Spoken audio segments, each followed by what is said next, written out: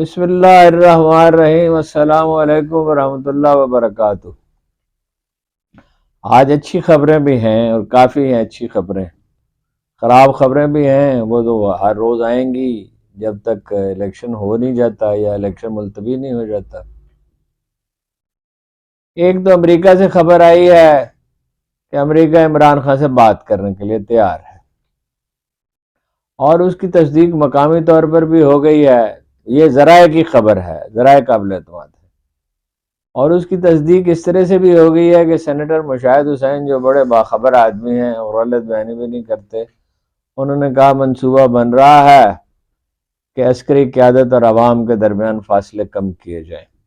تو ظاہر ہے اس کا ایک حصہ یہ بھی ہوگا کہ پی ٹی آئی کو الیکشن میں حصہ لینے کی اجازت دی جائے۔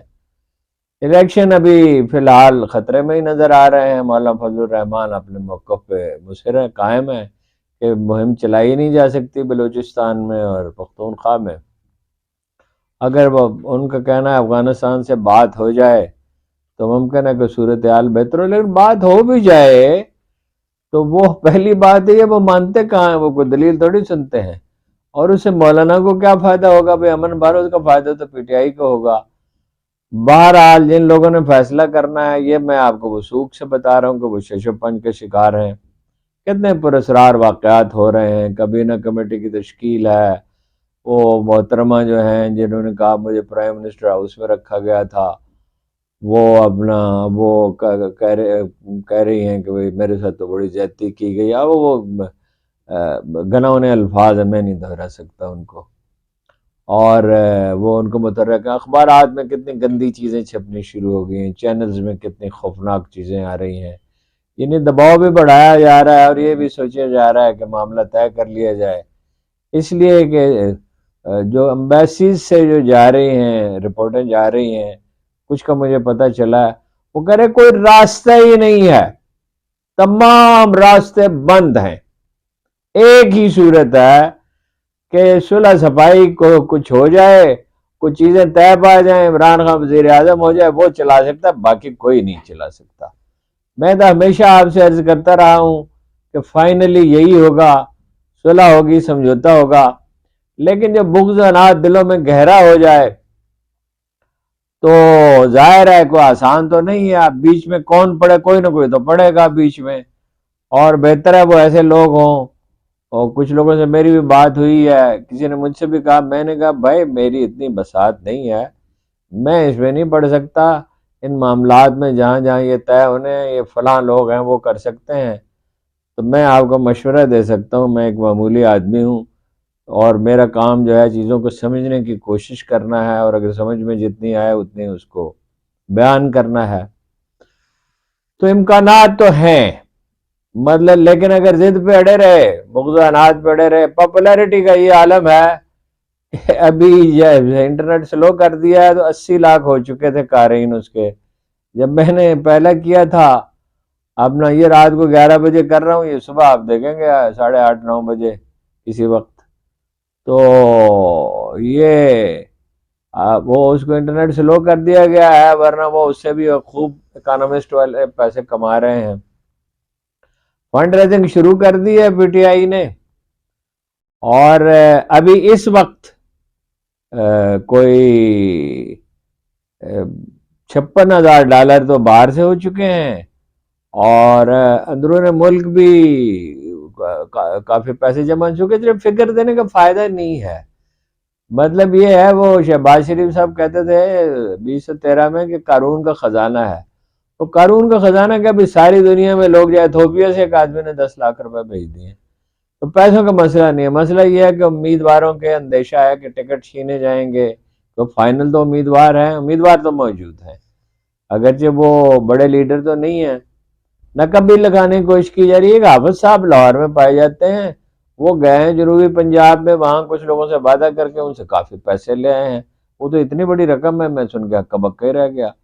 اب میرا تو کسی سے رابطہ ہے نہیں، بہرحال میں آپ کو بتا رہا ہوں، مجھے ذمہ دار ذرائع نے بتایا ہے کہ وہ اپنا خان صاحب کو تو دھوکہ دینا اتنا آسان کام ہے، وہ ہر ایک کو اپنی طرح ہی سمجھتے ہیں۔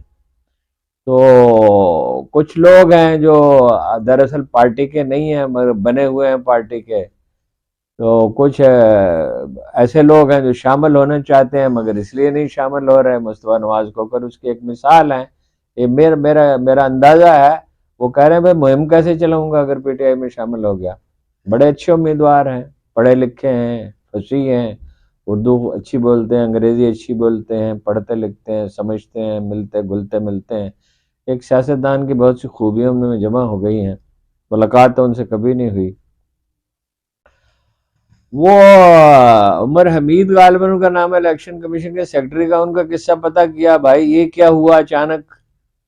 تو ان کی کہانی تو بڑی عجیب و غریب ہے, بڑے بڑے عجیب واقعات ہیں, لیکن وہ اس وقت موضوع نہیں ہے.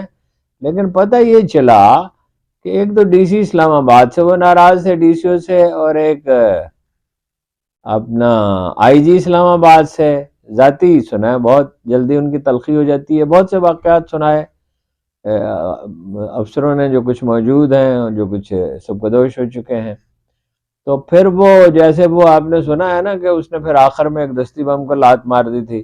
اب وہ فواد حسن فواد کے درپے ہو گئے. تو ظاہر ہے فواد کے درپے وہ کیسے ہو سکتے ہیں. انہوں نے کہا کہ بھائی ان کو جانا چاہیے.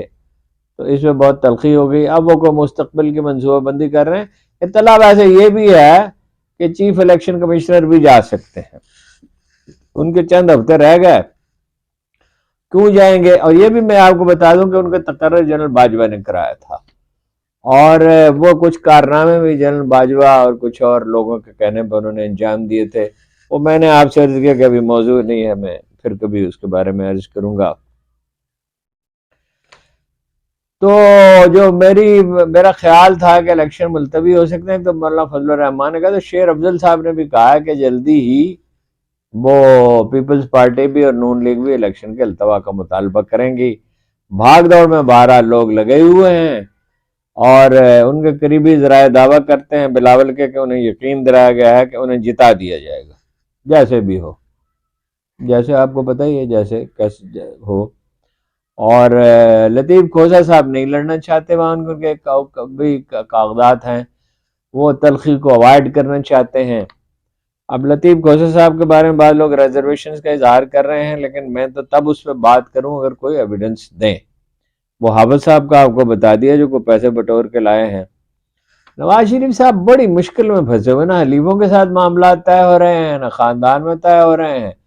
اور ایک کمپنی ڈھونڈی کہیں سے, اسے سروے کرایا, پتہ نہیں گیلپ سے کراتے تھے, جو مطلب وہ ان کے ساتھ مخلص ہیں گیلپ والے, اور وہ ڈیٹا میں ہیرا پھیری نہیں کرتے. بس یہ ہے کہ سوال نامہ بناتے ہوئے بعض اوقات تحریک انصاف کے ساتھ انصاف نہیں کرتے, یا کوئی ان کے حق میں ہو تو جاری نہیں کرتے. تو وہ عجیب ماجرا ہوا اس کا. مثلا وہ شاید 62 ہے, کون سا ہے حلقہ, وہاں پہ عقیل انجم صاحب نے ان کو گھیر لیا, سروے کرنے والوں کو اپنی مرضی کا سروے کرا دیا, اور بھی کئی امیدواروں نے کرا دیے. وہ سروے سارا رائے گاں ہی ہو گیا. محمد شاہد نام بتایا گیا ہے, اب میں کنفرم کرنے کا وقت نہیں تھا, ابھی تھوڑی دیر پہلے, کہ ایک شہری تھے, انہوں نے شکایت کی ٹریبونل میں کہ نواز شریف سزا یافتہ ہیں, وہ لاپتہ ہو گئے. اور ظاہر ہے لاپتہ ہی ہونا تھا, یہ تو انہیں پہلے ہی پتہ ہونا چاہیے تھا. پیپلز پارٹی اسی حکمت عملی پہ قائم ہے.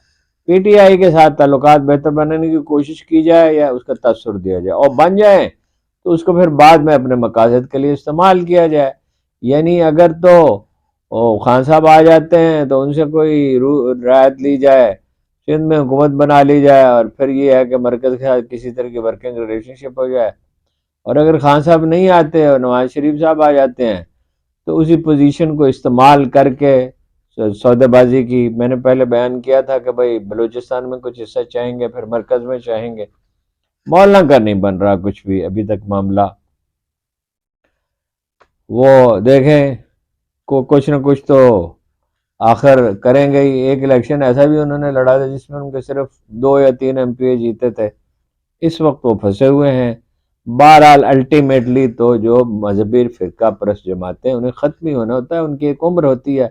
ہم ایم کے بارے میں جب یہ عرض کرتے تھے کہ اس طرح کی تحریکوں کی ایک عمر ہوتی ہے, تو اس وقت لوگ کہتے تھے کیونکہ دباؤ ہوتا ہے نا حالات کا.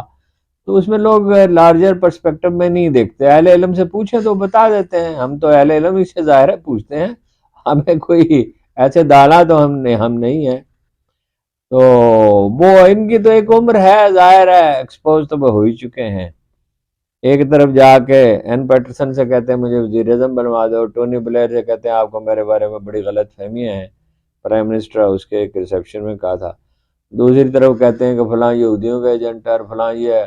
خود صدام حسین سے بھی ملتے ہیں, کرنل قذافی سے بھی ملتے ہیں, سعودی انٹیلیجنس چیف سے بھی ملتے ہیں. بہرحال اب ان کے بارے میں زیادہ بات کرنے کی کیا ضرورت ہے.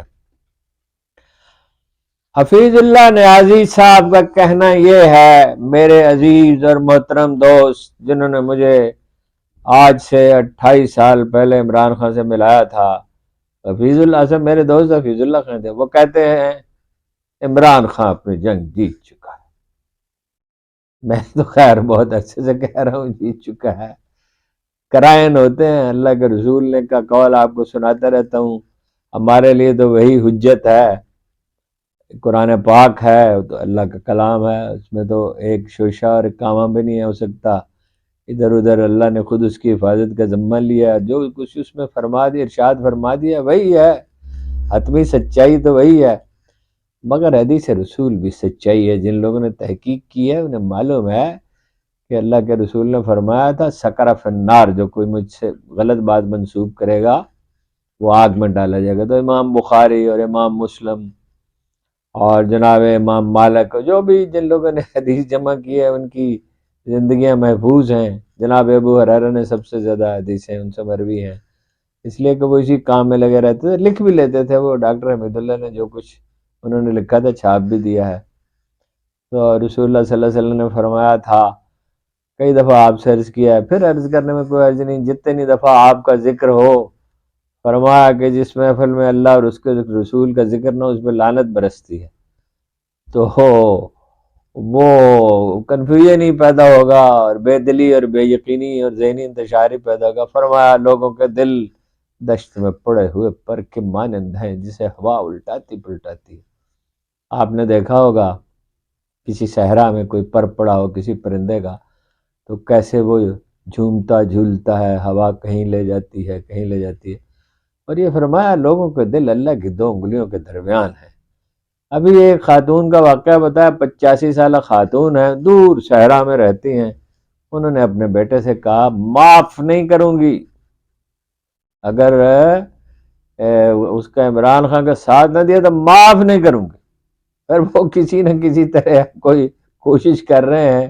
وہ کہتے ہیں میں جیت سکتا ہوں, لیکن یہ ہے بوڑھی عورتیں ہیں, گلوکار ہیں اور جناب شاعر ہیں اور بچے ہیں. ابھی کچھ بچوں کے بارے میں بتایا کسی نے آ کر کے, وہ کہتے ہیں کہ والد صاحب سے کہا کہ ہم تو بھائی جائیں گے, امیدوار ہوگا تو اس کو ووٹ دے دیں گے اور امیدوار نہیں ہوگا تو مارکر سے اس پہ نشان لگا دیں گے, اس کو ضائع کر دیں گے. میرا خیال یہی ہے. خان صاحب سے بات ہو جائے گی, ابھی نہیں ہوگی, کچھ دن ٹھہر کے ہوگی. ان سے بھی التماس یہ ہے کہ کچھ نرمی کریں. اچھا, وہ آئی جی نے کہا کہ وہ اپنا جو مضمون ہے وہ آئی جی جیل خانہ جات نے رپورٹ دی ہے کہ وہ نہیں لکھا گیا جیل میں.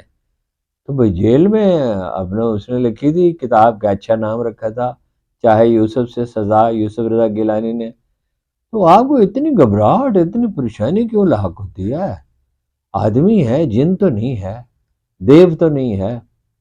اور جاوید ہاشمی سے لکھی ہاں میں باغی ہوں, وہ تو میں نے بھی کئی مہینے اس پہ ریاضت کرنی پڑی ہے. جی جاوید صاحب ہمارے پرانے دوست ہیں, بھول جاتے ہیں, بس یاد نہیں رکھتے کہ کسی نے کئی ہفتے جاگ کر گزارے تھے اس کے لیے, اور بار بار اس کی پرنٹ نکلواتے تھے اور انہیں یہ پتہ نہیں تھا کہ جہاں غلطیاں مارک کی گئی ہیں اس کو دوبارہ نہیں ٹائپ کرنا چاہیے, پھر پڑھنا پڑتا تھا.